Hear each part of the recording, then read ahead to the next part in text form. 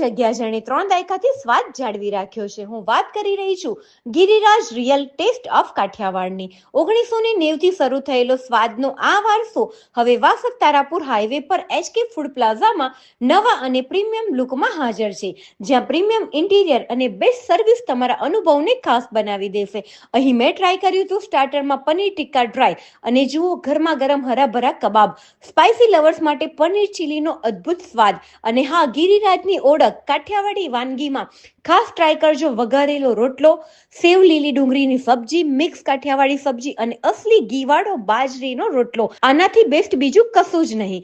બાળકોથી લઈને મોટાઓ સુધી સૌની ફેવરેટ યમી ચીઝ અંગુરી.